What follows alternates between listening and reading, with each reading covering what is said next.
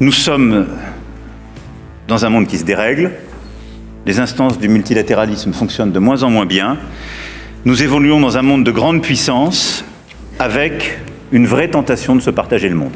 Et donc, dans ce monde-là, le grand risque que nous avons face à nous, et ce qui est en train de se passer, c'est un affaiblissement de toutes les instances dans lesquelles nous pouvons régler les questions communes, de toutes les instances de coopération. C'est un risque d'affaiblissement de notre Europe qui, face à cette brutalité et la loi du plus fort, serait le dernier espace où on continue de rappeler les règles du jeu que les autres n'appliquent plus.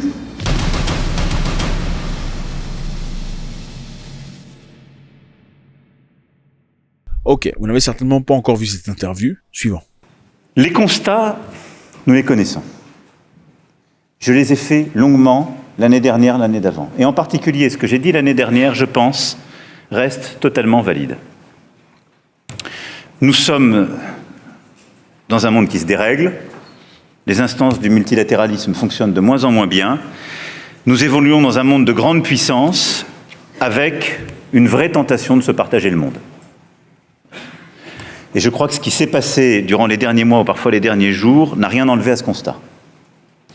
Et donc c'est le grand risque de l'ordre international dans lequel nous vivons. Les États-Unis sont une puissance établie mais qui se détourne progressivement de certains de ses alliés et s'affranchit de règles internationales qu'elle promouvait encore récemment, qu'il s'agisse du commerce, de certains éléments de sécurité ou de certaines enceintes. Et la Chine est une puissance toujours montante qui doit faire le choix de partenariats diversifiés mais qui témoigne d'une agressivité commerciale de plus en plus désinhibée. Et surtout depuis la période de sortie Covid, et qui met à mal aujourd'hui l'économie européenne.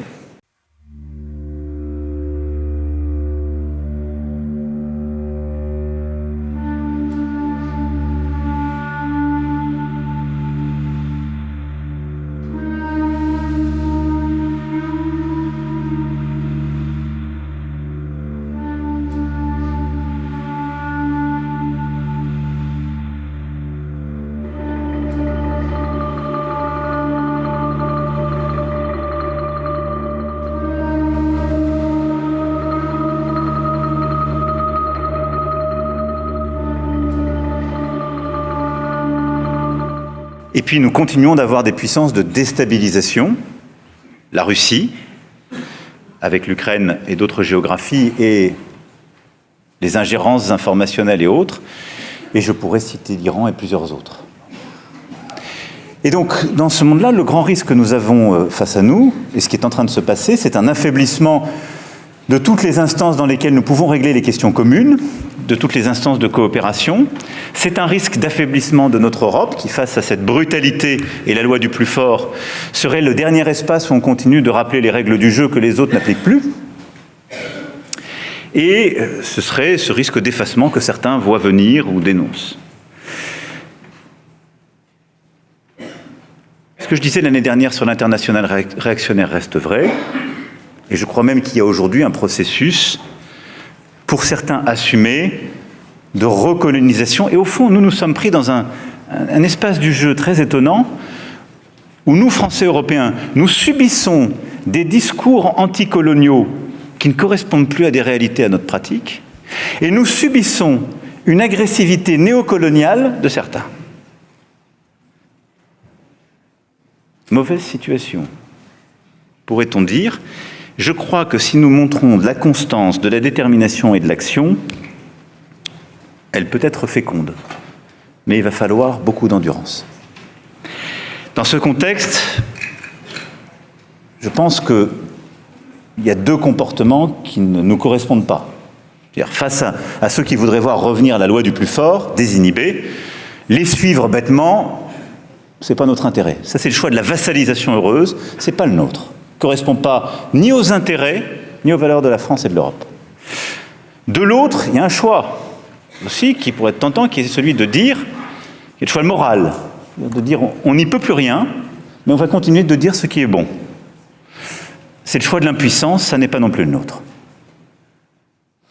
Le seul qui me semble tenable, possible, c'est d'assumer que nous sommes dans un moment très difficile de l'ordre du monde, qui se dérégule, la loi du plus fort cherche à s'imposer, où les règles d'hier sont de plus en plus fragilisées, mais au fond de se dire que nous sommes bien plus forts que beaucoup ne le croient si nous savons nous unir davantage, et que le cœur de notre action, c'est de continuer à nous renforcer, c'est d'avoir plus de logique de puissance pour la France et pour l'Europe, c'est d'assumer de défendre complètement nos intérêts, et c'est de continuer à défendre notre influence partout où le multilatéralisme efficace peut être défendu. Et d'assumer cette ligne totalement. Et ma conviction en vous livrant juste ces quelques axes en ce début d'année, c'est de vous dire que nous ne sommes pas là, nous, ni vous en tant qu'ambassadrice, ambassadeur ou directrice et directeur ou ministre et votre serviteur, nous ne sommes pas là pour nous lamenter sur l'état du monde ou pour le commenter. Nous sommes là pour agir. Et il y a un chemin d'action dans le monde tel qu'il est en train de se jouer. Et nous avons énormément d'atouts dans celui-ci. Parce que nous avons continué de nous réarmer bien avant les autres, parce que nous avons une indépendance stratégique militaire bien supérieure à beaucoup, et que c'est une force. Parce que nous avons une culture stratégique qui est là et qui est forte, et parce que notre agenda européen, je vais y revenir, s'est imposé ces dernières années, et parce que nous avons aussi un statut diplomatique dans ces instances un peu particulier, qui est une opportunité unique pour nous. Simplement, il faut peut-être bousculer quelques-unes de nos habitudes, améliorer quelques-uns de nos points, je vais y revenir, mais agir de manière pragmatique dans cet environnement. Et au fond, il faut assumer pleinement notre ambition diplomatique dans la partie qui se joue aujourd'hui, qui doit être de défendre nos intérêts, notre influence, et de ne rien céder, ni à la vassalisation d'un côté, ni en quelque sorte à l'idée que nous devrions devenir une puissance morale impuissante. Non. Alors pour tout ça, les quelques points que je voulais faire et développer, d'abord c'est se dire comment on développe et on renforce nos intérêts. Premier de nos intérêts, c'est la paix.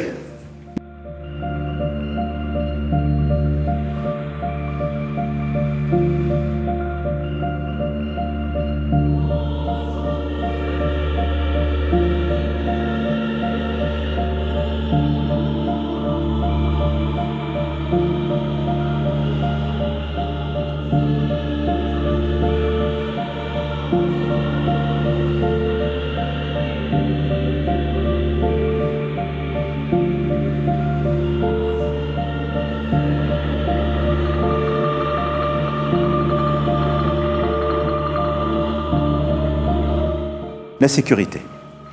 Et au fond, c'est ce qui, ces dernières années, a été mis à risque par l'agression russe en Ukraine. C'est quand même le sujet le plus fondamental pour nous, aujourd'hui, Français, Européens. Et donc, je vous remercie de l'action collective.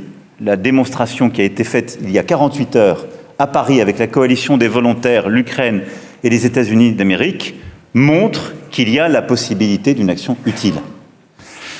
Et donc, nous avons raison d'aider l'Ukraine, nous continuerons de le faire, et nous avons pris des décisions importantes en Europe en fin d'année dernière. Nous continuerons de renforcer cela, et là aussi, réveillons-nous.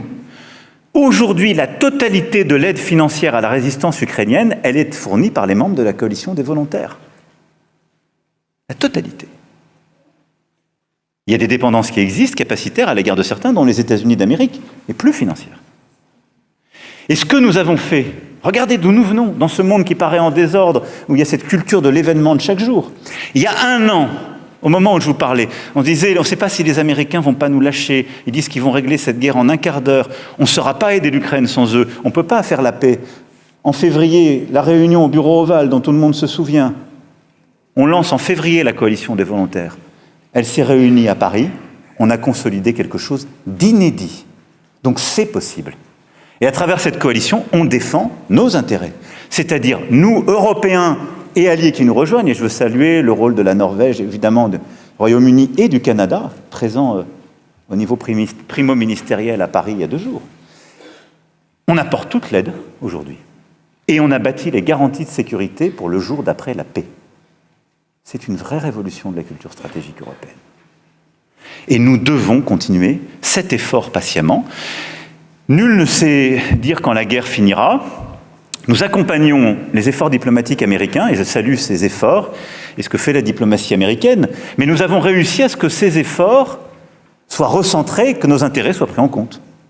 Ça ne peut pas être la capitulation de l'Ukraine. Ça ne peut pas être le sacrifice des intérêts européens. Et notre sécurité, elle est prise en compte par cette coalition des volontaires. C'est une véritable révolution stratégique, capacitaire et d'organisation commune que nous avons menée dans l'année qui vient de s'écouler. Ceci, on va le consolider parce qu'il faut, sur ce sujet, avoir de la patience stratégique. Il faut souhaiter chaque jour la paix, tout faire pour la bâtir, mais force est de constater que là aussi, depuis que les États-Unis ont relancé ces initiatives diplomatiques depuis un an, il apparaît que la Russie ne veut pas véritablement la paix tout de même. Alors on peut essayer de s'en convaincre, mais ils n'ont pas apporté toutes les preuves. Donc il faut continuer l'effort de guerre, et jusqu'au bout. Ça, c'est pour moi le pilier fondamental. Défendre nos intérêts, c'est ça. Ce que la diplomatie française et les armées françaises ont fait avec la coalition des volontaires, un état-major conjoint à Paris, copiloté en franco-britannique, un rôle du E3 assumé.